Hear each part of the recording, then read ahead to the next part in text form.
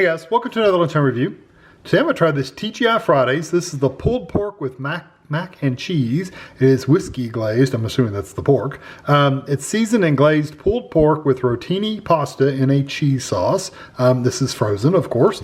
It is 11 ounces or 312 gram meal. We bought this at Walmart. It was $5.94. Not ridiculously high, but it is high. I mean, it's a little more expensive than some things, but everything's getting more expensive, so that's pretty normal nowadays. 630 calories for the bowl, so that's quite a bit of calories for me. Let's see, I don't see any other directions beyond microwave. So it says pulled pork in slow cooked perfection, smothered with delicious whiskey barbecue glaze, served over creamy mac and cheese. Sounds good. So we're going to remove it, of course, from the box. Lift the film edge to vent, microwave for 4 minutes, stir, and then just do another 30 seconds. Okay. And then remove from microwave, let stand for 1 to 2 minutes before serving. So you're not actually removing the film, you're just lifting it, stirring it, and putting it back. So, yeah. So let's see what this looks like. It's in a paper bowl, so that's good. Looks like quite a bit of pork in there, honestly. So I'm going to get this in the microwave. I'll be back. All right, so here it is out of the microwave. I haven't let it set for a minute before I'm coming over here.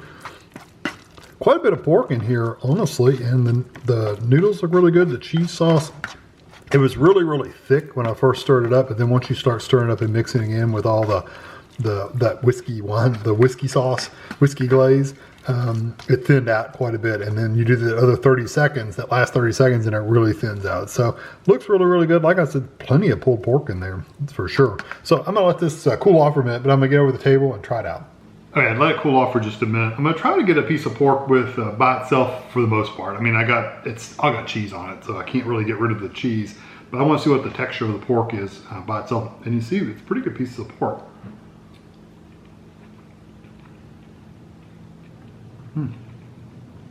Super, super tender, and it has that really good like pulled pork flavor, that pork meat flavor. That's really nice, and if it's that whiskey glaze adding that flavor to it, it is very flavorful, and yeah, tons of flavor, and very super tender too, and super moist. I'll tell you what, let me see if I can get some macaroni by itself. That's going to be harder to do because the pulled pork is so spread out everywhere that I don't know if I can get just macaroni. I got the best I could.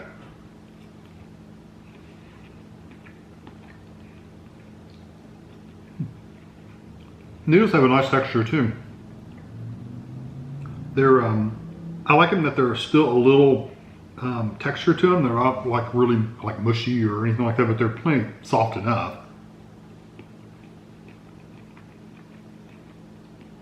Yeah, that's nice pasta. Of course, really, ultimately, you're really going to eat this together. You're not going to eat just one or the other. You're going to dig in and get a little bit of everything if you can. Get pasta and pork. I like that the pork is not really ground fine, like really almost like sand or like hamburger. I hate it when pork is not pulled. It's actually ground up and it's really fine. I don't like that texture.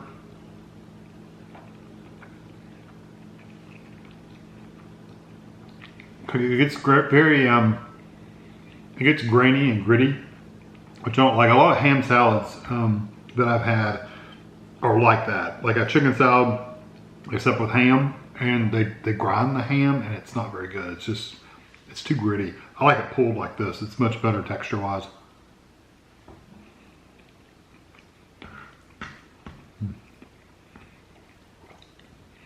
So texture, everything in here is really, really good.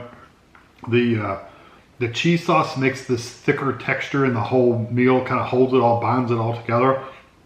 The pork has a really tender texture. It's very, very tender, very moist. It's not tough or dry at all. And the pasta is very good and soft, but it's not. It's cooked just right. It's cooked perfectly. Not mushy, not hard. It's right in the center. And the like I said, the cheese sauce adds this kind of like I don't know, just like a stuck together, like, I hate to say glue, but that's kind of what it does. It kind of binds everything together, kind of glues it all together, and makes it all kind of work together as a sauce.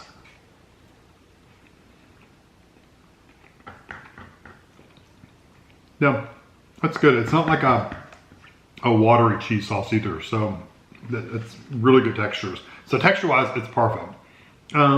Flavor-wise, I really get that whiskey glaze. You really get the pork flavor.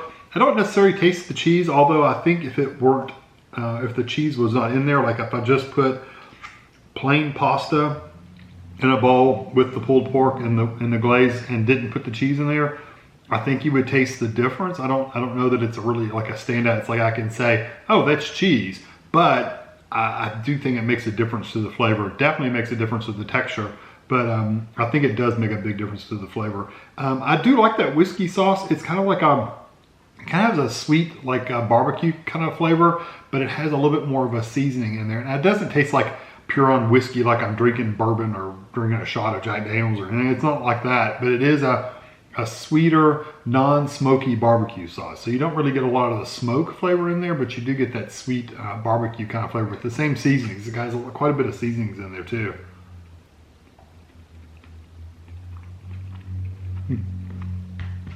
I like this quite a bit.